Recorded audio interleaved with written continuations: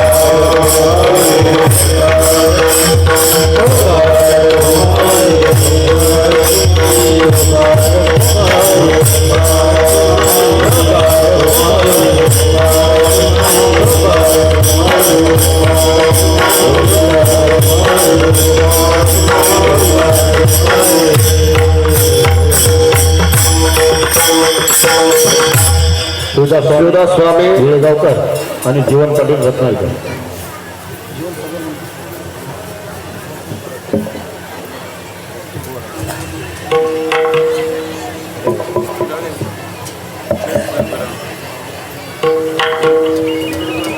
हरी हरी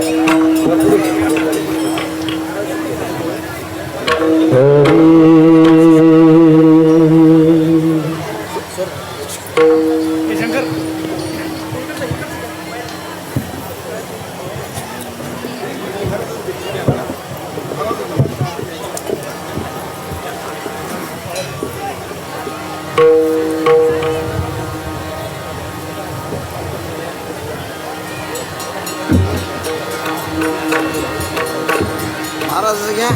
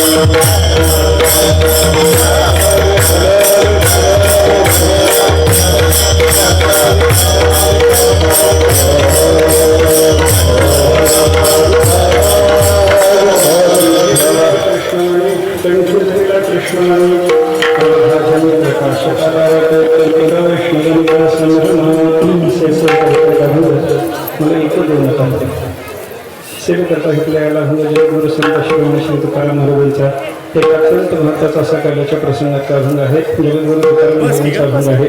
तर कोणत्याही संताचा किंवा जगद्गुरु तुकाराम महाराजांचा कोणताही अभंग घेऊन कार्याचं कीर्तन जरी केलं जात असलं तरी कार्याचा प्रसाद वाटत असताना मात्र वारकरी संप्रदायामध्ये कंठी धरलेला कृष्णवाणी या अभंगाचा उच्चार केल्याशिवाय कार्याचा प्रसाद वाटला जात नाही. या अभंगाचं वैशिष्ट्य आहे. विठ्ठल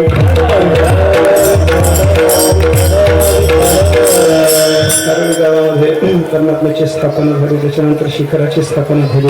हरिहराच्या ऐक्याचा सोहळा या ठिकाणी मोठ्या विलक्षण पद्धतीने साजरा होतो आहे. मोठी आनंदाची गोष्ट आहे बरं का. वारकरी संप्रदायाचा विचार जर केला तर वारकरी संप्रदायाच्या संत महात्म्याने कुठेही हरिहरामध्ये भेद आपल्याला सांगितलेला पाहायला सापडत नाही. हरी तोच हर आहे आणि हर तोच हरी आहे अशा पद्धतीची धारणा आपल्या संत महात्म्यांनी जगामध्ये रूढ करण्याचा प्रयत्न केलेला आहे बरं का. हरिहरा भेद नाही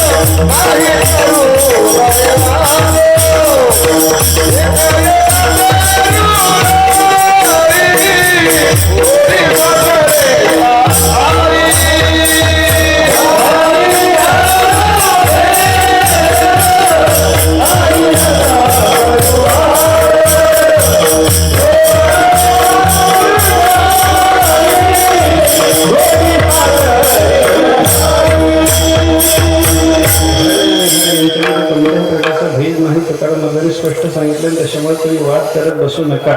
हरी मोठा आहे का हर मोठा आहे कोणाचाही वाद असायचे कारण नाही. हरीच्याकडे गेल्याच्या नंतर हराची स्तुती करा, हराच्याकडे गेल्याच्या नंतर हरीची स्तुती करा. आपल्याला शिवपुराणामध्ये विष्णू पुराणामध्ये अशा पद्धतीचे वर्णन पाहायला सापडतात. आपण विष्णूच्या दर्शनालाच गेलो आणि त्या ठिकाणी जर आपण शिवाच्या नामाचा जप केला तर विष्णूला जास्त आनंद होतो म्हणे. आणि शिवाच्या दर्शनाला गेल्याच्या नंतर विष्णूच्या नामाचा जप केला तर शिवाला जास्त आनंद होतो म्हणे. विठ्ठल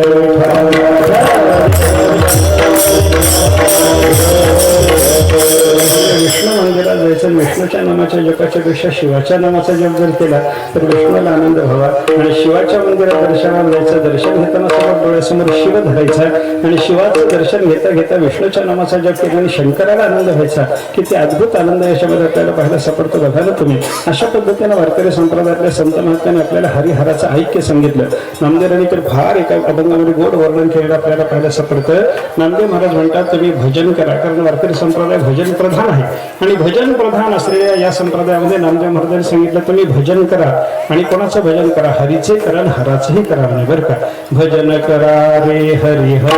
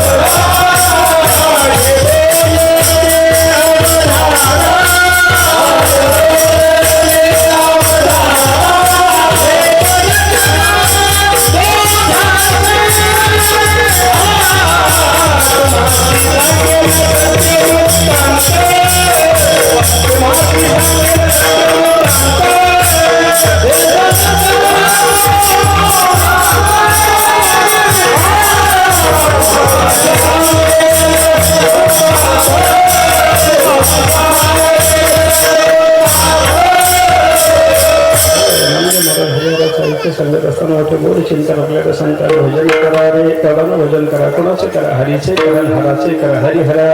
कसं करा? नारायण नारायण म्हणून विष्णूचं भजन करा आणि शिवशंकर शिवशंकर म्हणून भगवान शंकराचं भजन करा. माझे बोलणे अवधारा. नांद मला म्हणतात लक्ष देऊन माझं बोलणं ऐका बाबांनो. भेद न करा दोघांचा. हरिहरामध्ये भेद करत बसू नका. तुम्हाला उदाहरणाला सांगतो म्हणजे भगवान शंकर आणि भगवान महाविष्णू एक कसे आहेत मी तुम्हाला विचारतो. देव आणि दैत्याने समुद्राचं मंथन केलं माहिती सगळ्यांना कथा माहिती आहे. भगवतातले क्षीरसागराचं मंथन झालं. त्या क्षीरसागराच्या मंथनातून 2 रत्न निघाली. एकाचं नाव आहे अमृत, एकाचं नाव आहे विष. आता मला सांगा या विष आणि अमृत याच्यापैकी शिव आणि विष्णू हे शिव आणि शंकर या 2 देवामध्ये अमृत पिणारा देव त्याच्यामध्ये अमृत कोणी पिलं आणि विष कोणी पिलं? विष पिणाऱ्या देवाचं नाव काय सांगा ना जरा? भगवान शंकर. आणि अमृत पिणाऱ्या देवाचं नाव काय आहे? नारायण आहे, महाविष्णू आहे. मग विष्णूने अमृत पिलं आणि शंकराने काय केलं? हलाहल विषप्राशन केलं. मला सांगा हलाहल विषप्राशन केल्याच्या नंतर गोरं व्हावं की काळं व्हावं? विषाच्या प्राशनाचा परिणाम काय असतो? एखाद्या माणसाने समजा विष पिऊन आत्महत्या केलेली जर असेल तर त्याचं शरीर पांढरं पडतं की काळं पडतं सांगा बरं मला? काळं पडतं. मग विषाच्या प्राशनाचा परिणाम काळं व्हायचा आहे आणि अमृताच्या प्राशनाचा परिणाम गोरं व्हायचा आहे. म्हणजे नारायणानं अमृत जर पिलेलं असेल तर नारायणानं गोरं व्हायला पाहिजे होतं पण ते काळे होऊन बसले. आणि शंकराने विष पिल्याच्या नंतर ते काळे व्हायला पाहिजे होते पण कर्पूर गौर होऊन बसले. विठ्ठल विठ्ठल.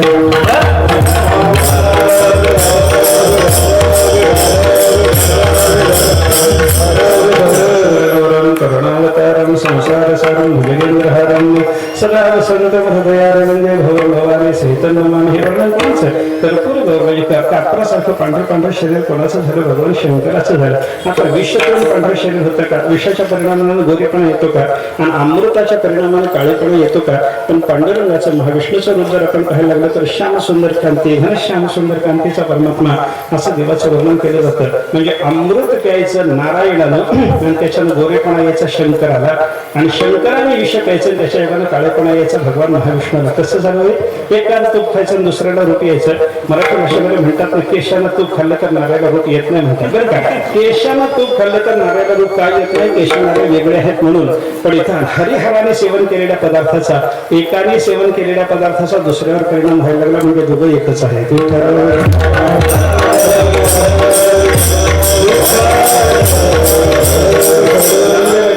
वर्णन करतात. नारायणी सेविले अमृत झाला श्वेत महादेव शंभूने प्राशिले हळहळा तेने विष्णू झाला निळा देखत देखत आंधळा झणे हुसी गवारा. महाराजांनी शेवटी असं सांगितलं एकाने सेवन केलेल्या पदार्थाचा दुसऱ्याच्या ठिकाणी दिसणारा परिणाम म्हणजे काय? दोघांची एकरूपता. याने अमृत प्यायचं त्यानं गोरं व्हायचं, त्यानं विष प्यायचं यानं गोरं व्हायचं त्यानंतर यानं काळं व्हायचं. याचा अर्थ काय आहे? दोघांमध्ये एकरूपता आहे आणि अशी एकरूपता अनेक पद्धतीनं हरिहराची सिद्ध करता येत असताना आपल्या समोर त्यांच्या चरित्रातून दिसत असताना आपण हरिण हर वेगळे म्हणून जर बसलो तर आपल्यासारखा अंधळा कधी नाही मिळेल. विठ्ठल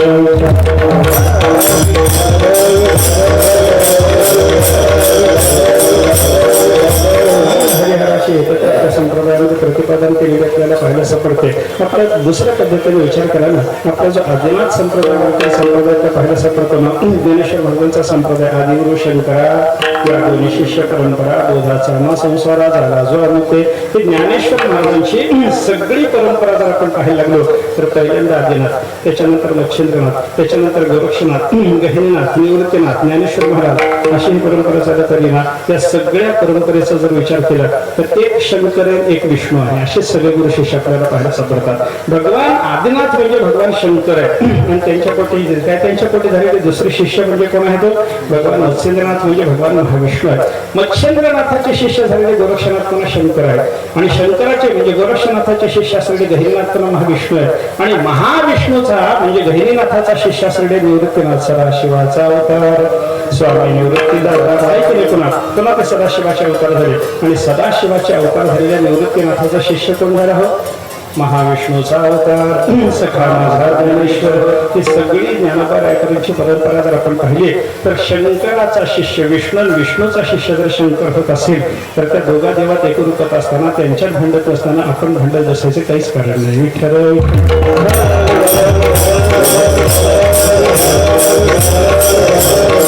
हरियाणाचा ऐक्य आपल्याला पाहायला सापडतं बरं का. आळंदीचा विचार करा. आळंदी क्षेत्र कोणाचा, आळंदी क्षेत्राचा मुकुटमणी कोण याचा जर विचार केला, आळंदी क्षेत्र आहे सिद्धेश्वराचं म्हणजे महादेवाचं, आणि तिथल्या मुकुटमणी ज्ञानेश्वर महाराज म्हणजे पुन्हा विष्णूचा आहे. ते ठरव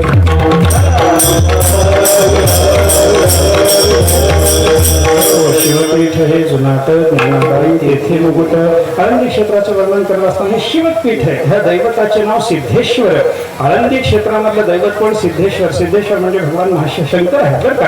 आणि त्या शंकराच्या क्षेत्रामध्ये जो मुकुटमणी होण्याचा मान कोणाला प्राप्त झाला?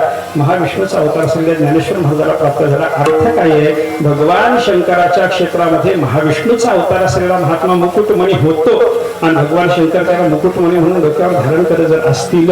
गंमत कशी आहे बघा. शिवाच्या क्षेत्रामध्ये मुकुटमणी होण्याचं डोक्यावर बसायचं कारण विष्णूला म्हणजे ज्ञानेश्वर महाराजाला प्राप्त झालं, आणि पंढरपूरला येऊन पाहिलं तर पांडुरंगाच्या डोक्यावर त्याला भगवान शंकराला बसायला मिळालं.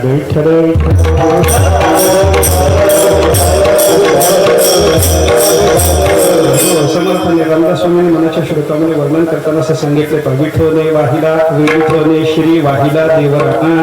विठोने म्हणजे परमात्मा पंढरनाथानं मस्तकावर भगवान शंकराला धारण केलं. आता शिवाकार आमच्या सद्गुरू गणनामर्दानी पांडुरंगाची जी आरती लिहिली, त्या आरतीमध्ये शिवाकार मुकुट कस्तुरी भाळी असं पांडुरंगाचं वर्णन केलेलं आहे. पांडुरंगाचा मुकुट मस्तकावरचा मुकुट कसा आहे? शिवाच्या आकृतीचा आहे. अर्थ काय झाला? भगवान पांडुरंगाचं म्हणजे महाविष्णूचं पीठ असलेल्या त्या क्षेत्रामध्ये महाविष्णूने आपल्या मुकुटमण्याच्या रूपात शिवाला धारण केलं, आणि सिद्धेश्वराचं पीठ असलेल्या आळंदी क्षेत्रामध्ये शिवाने महाविष्णूचा अवतार असलेल्या ज्ञानेश्वर महाराजाला मुकुटमण्याच्या रूपात धारण केलं. म्हणजे शिवाच्या पीठात मुकुटमणी विष्णू, आणि विष्णूच्या पीठामध्ये मुकुटमणी शिव जर असतील तर वेगळेपणा कुठे व्हायला बोलावे?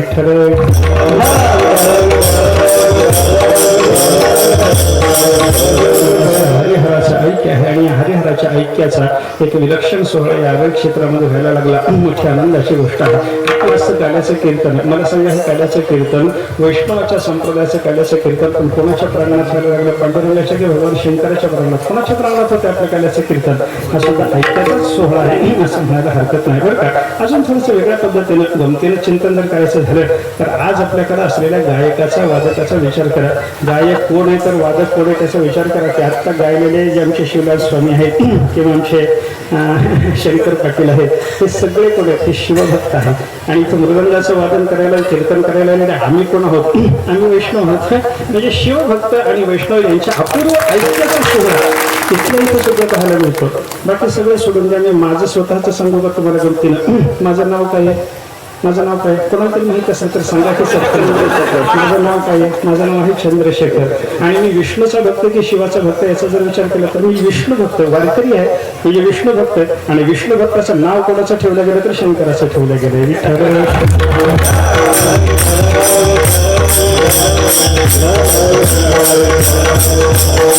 अर्थ काय आहे? ऐक्याच्याशिवाय दुसरं काही चिंतन आपल्याला याच्यामध्ये करता येत नाही. असं हरिहराचं ऐक्य विलक्षण पद्धतीने आपल्याला संप्रदायामध्ये सांगितलेलं आहे. त्या संप्रदायानं सांगितलेल्या हरिहराच्या ऐक्याच्या साक्षात्काराचा सोहळा म्हणजे आरळी गावातला हा कार्यक्रम आहे असं आपल्याला म्हणलं तर काही वावगं होणार नाही बरं का. तसं पाहिलं गेलं तर कीर्तनाला खूप उशीर झाला. अजून अभंगाला मला थोडी सुरुवात करायची. अगदी थोडंच बोलायचं असं ठरवून मी इथं आलो. 2-4 दिवसापासून तापाला त्रस्त आहे. थोडंच बोलायचं होतं मला. आत्ता माझ्या तोंडाला कोरडं पडायला लागले. मला बोलता येणार नाही फार वेळ पर्यंत बरं का. पण इथं आल्यावर गंमत अशी झाली, सुरुवातीच्या चालीच्या वेळेला गाणं वाजवणं ऐकलं की ताप सगळं करूनच गेला. धन्य ते गायनी कळा म्हणतात की नाही, तशा पद्धतीचा साक्षात्कार इथं झाला. काय जुन्या विद्वानाच्या बाबतीमध्ये वर्णन करताना गंभीर वासू वर्णन केलं जातं आपल्या परंपरेमध्ये. जुन्या विद्वानाच्या बद्दल असं सांगतात की असे विद्वान, ग्रंथाचा अभ्यास करणारे असे विद्वान होऊन गेले की त्यांच्या समोर ग्रंथ नेल्याच्या नंतर त्या ग्रंथाचा विचार करून अभ्यास करून त्यांना ग्रंथ सांगावा लागत नाही. म्हणजे काही विद्वानाला ग्रंथ त्यांच्याशी बोलतो. ग्रंथ त्यांच्याशी जसं बोलावा की नाही तसं मृदंग तुमच्याशी बोलतो बघा. खरं खरं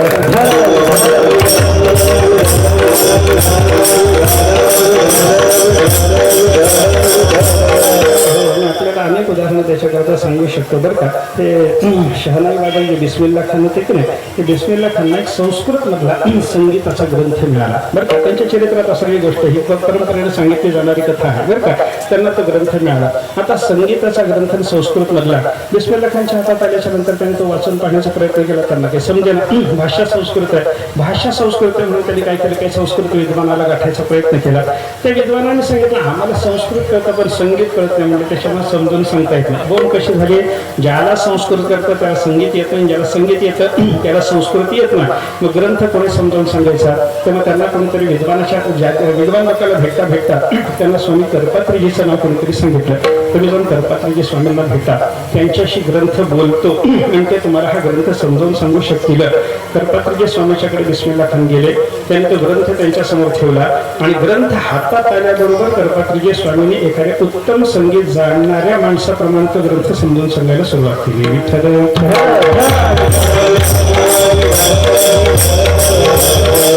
संगीताचा परिचय नाही, सा कशाला म्हणतात, अरे कशाला म्हणतात माहिती नाही, अशा महात्म्याने संगीताच्या ग्रंथावर भाष्य करणं, याला काय म्हणायचं, ग्रंथ बोलणं, याच्याशिवाय दुसरं काय म्हणता येत नाही बरं का. असा परिचय नसताना सुद्धा काही लोकांना ग्रंथ जसं बोलतो की नाही, तसं आपण गाताना जे काही स्वर दाखवले त्या स्वराला अनुसरून बोल दाखवणं हा प्रकार सुद्धा माहीत नसलेले स्वर काढून दाखवण्याचाच प्रकार जर आपण विचारात घेतला तर ग्रंथ बोलतो तसा मृदंगही बोलतो असं आपल्याला म्हणलं पाहिजे.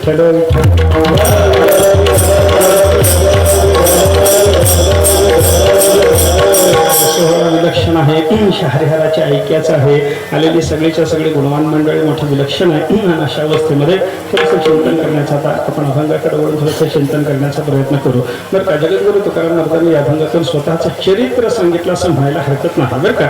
स्वतःचं चरित्र सांगत असताना तुकाराम महाराजांनी या अभंगात काय सांगितलंय, आम्ही कर्मार्थाला प्रारंभ केल्याच्या नंतर काय केलं आणि काय मिळवलं, या दोन्ही गोष्टी तुकाराम महाराजांनी या अभंगातून आपल्याला सांगितलेल्या पाहायला मिळतात बरं का. काही अभंग असे असतात संतांनी केलेली साधनाच सांगतात आणि काही अभंग अशा आहेत संतांना प्राप्त झालेल्या तिथे अवस्थेचंच वर्णन आहे. नुसती अवस्था सांगून उपयोग नाही, नुसती साधना सांगून उपयोग नाही. आपलं कसं चालतं, आपल्याला सामान्य माणसाला संतांचं बघून जर वागायचं असलं तर संतांना काय मिळालं हेही बघावं लागतं आणि ते मिळवण्याकरता संतांनी काय केलं हेही बघावं लागतं आणि मिळवण्याकरता जे मिळालं तेही महत्वाचं आणि त्याच्याकरता त्यांनी जे केलं तेही महत्वाचं असल्यामुळं मिळवलं आणि केलं या दोन्ही गोष्टी एकत्र जर संतांनी सांगितलं तर आपल्याला त्याचा जास्त उपयोग आहे.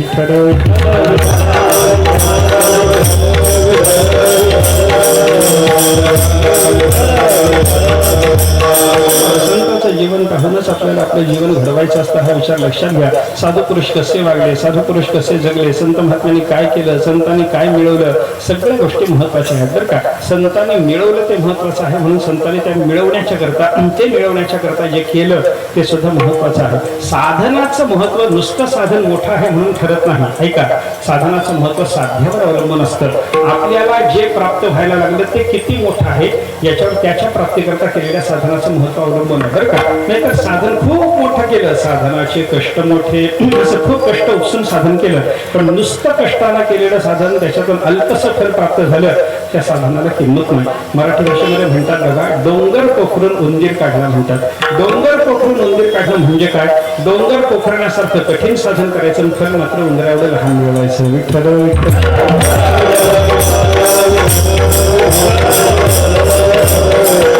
पोखरण्याची साधना कठीण झाली म्हणून उंदराचं फल देणारी ती साधना ठरल्यामुळं त्या साधनाला किंमत नाही. साधनाचे कष्ट मोठे पडले, साधन मोठं ठरलं, साधन सायासाचं ठरलं पण फलाच्या बाबतीमध्ये तुच्छ असल्यामुळे त्या साधनाचं चिंतन करण्याचं कारण नसतं बरं का. आपल्या पदरामध्ये मोठं फल टाकणारं साधन मग ते सोपं असलं तरी महत्वाचं आहे, कठीण असलं तरी महत्वाचं आहे.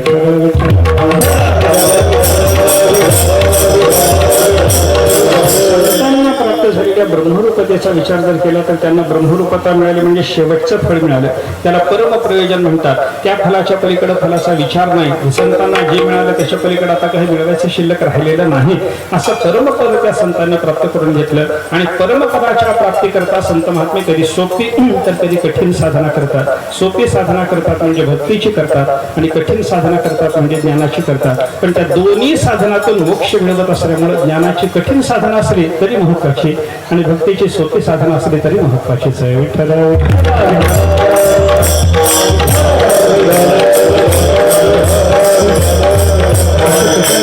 प्रस्तुत अभंगातून आपल्याला असं सांगितलं तुम्ही कंठात कृष्णमणी धारण करणं म्हणजे देवाचं नामस्मरण करणं हे साधन केलं आणि सगळ्या जगात मला ज्ञानरूप परमात्मा दिसायला लागला हे फल मिळालं महाराज अभंगाच्या पहिल्या चरणात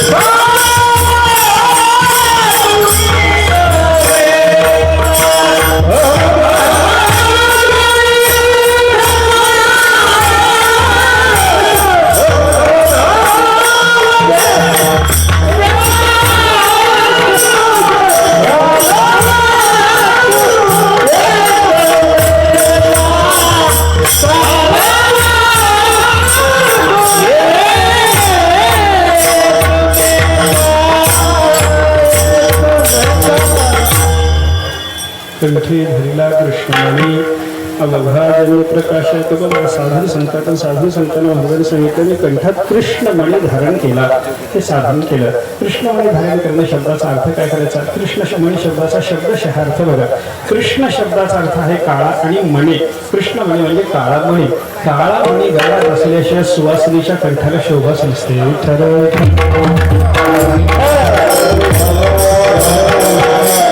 अंगावर 100 तोळे सोन्याचे दागिने आहेत पण काळ्या मण्याची मंगळसूत्राची पोत नसेल तर त्या 100 तोळे दागिन्याच्या अलंकाराला शोभा नाही 100 तोळ्याच्या दागिन्याला कोणत्याही प्रकारची शोभा नाही पण एखाद्या सुवासिनीच्या कंठामध्ये एकही सोन्याचा अलंकार नाही मंगळसूत्राची काळ्या मण्याची जर पोत तिच्या गळ्यावर असेल तर त्या सुवासिनीला मान आहे बघा तिचा कंठ शोभून दिसतो म्हणजे काळ्या मण्यानं सुवासिनीचा कंठ शोभतो अलंकाराने शोभत नाही अलंकाराला शोभा येण्याकरता काळ्या मण्याची पोत पुन्हा सुवासिनीला जशी धारण करावीच लागते की नाही तसे सोन्याच्या अलंकारासारखे हजारो शास्त्राचे शब्द आपल्या कंठात जरी आले तरी जोपर्यंत कृष्ण नाम कंठात येत नाही देवाचं नाम जोपर्यंत कंठात येत नाही तोपर्यंत रत्नासारख्या अलंकारासारख्या सोन्याच्या अलंकारासारख्या सगळ्या बाकीच्या शास्त्राच्या शब्दाला किंमत राहत नाही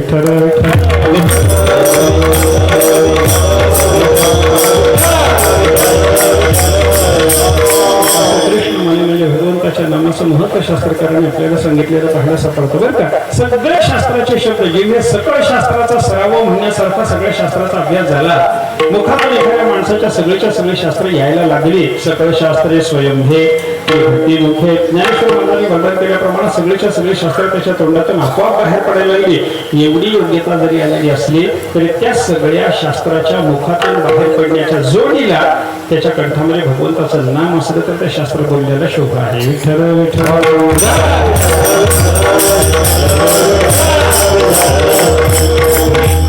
शोभा आहे हे आपल्याला लक्षात घेतलं पाहिजे आता कृष्णमणी शब्दाच्या अर्थाकडे थोडंसं झाला कृष्णमणी कृष्ण नामाला तुकाराम महाराजांनी या ठिकाणी मणी शब्द लावला मणी म्हणजे काय मणी शब्दाचा अर्थ रत्न असा बरं का रत्न हिऱ्याला मणी शब्द लावतात बरं का प्लास्टिकचा मणी असला काचेचा मणी असला लाकडाचा मणी असला तर शास्त्रामध्ये त्याला मणी म्हणत नाही बरं का मणी म्हणजे रत्न आणि रत्न कशाला म्हणतात त्या जातीतली जी उत्तम वस्तू आहे तिला रत्न म्हणतात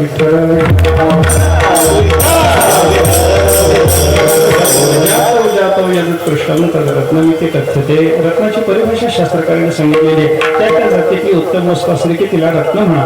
म्हणून आपल्याकडे नररत्न म्हणतात बघा. नररत्न म्हणजे माणसाच्या जातीतला उत्तम माणूस झाला की त्याला नररत्न म्हणा. बाईच्या जातीतली उत्तम बाई झाली की तिला काय म्हणा, स्त्री रत्न म्हणा. लहान मुलाच्या जातीतलं चांगलं पोरग झालं की त्याला बालरत्न म्हणा. विद्वानाच्या जातीतला चांगला विद्वान झाला की त्याला विद्वधरत्न म्हणा. गायकाच्या जातीतला चांगला गायक झाला की त्याला काय म्हणा, गानरत्न म्हणा. त्याचप्रमाणे वाजवणारा जर कोणी चांगला असला तर त्याला काय म्हणतात, वादक रत्न, तालमणी म्हणतात बरं का. तशा ठराविक शब्द आहे तालमणी. तालमणी म्हणजे काय, तुम्ही रत्न चला की नाही, तालाच्या बाबतीतला तो रत्न आहे. हे म्हणजे काय, त्या जातीतला जो उत्कृष्ट असतो त्याला रत्न शब्द राहतात.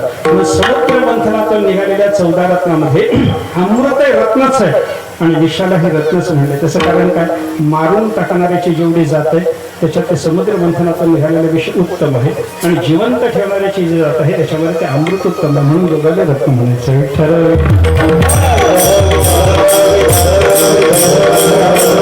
चांगली की वाईट याचा विचार करू नका. त्या जातीतली उत्तम वस्तू म्हणजे की रत्न. मारून टाकणारीची जात म्हणजे काही चांगली जात नाही, पण त्या चांगल्या नसलेल्या जाती जन्माला आल्या ते हलाहलेविषयी जे ना तिथं उत्तम आहे ना, मग त्याला रत्न म्हणा.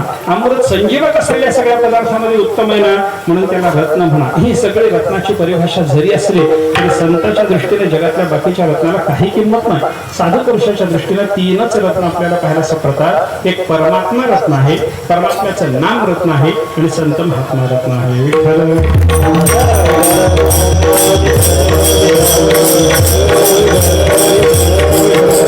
नामदेवराने आम्ही पायरीमध्ये समाधी का घेतली याचं वर्णन करत असताना असं सांगितले, नामा म्हणे आम्ही पायरीचे चिरे.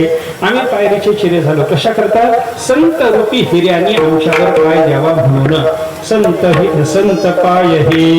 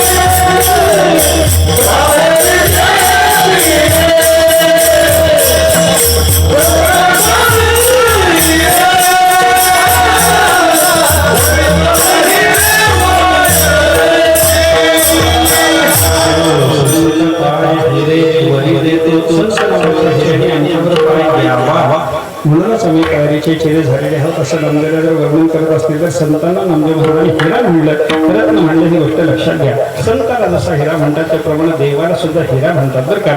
संताच्या दृष्टीने परमात्मा, आत्मा, हरी, श्रीहरी, परमात्मा पांडुरंग यांना त्यांनी हिरा शब्द लावलेला आपल्याला पाहायला सापडतो. हे गीता येणे नामे विख्यात सर्व वाङ्मयाचे मथित आत्मा जेणे हस्तगत रत्न होय. ज्ञानेश्वर महाराज म्हणतात की गीता म्हणजे काही सामान्य समजू नका, हे सगळ्या शास्त्र वाङ्मयाचं मंथन करून निर्माण झालेलं शास्त्र आहे आणि या शास्त्राचा अभ्यास केल्याच्या योगानं आत्मा नावाचं रत्न आपल्याला हस्तगत होतं. तिथं आपल्याला म्हणजे परमात्म्याला ज्ञानेश्वर महाराजांनी रत्न म्हणलं.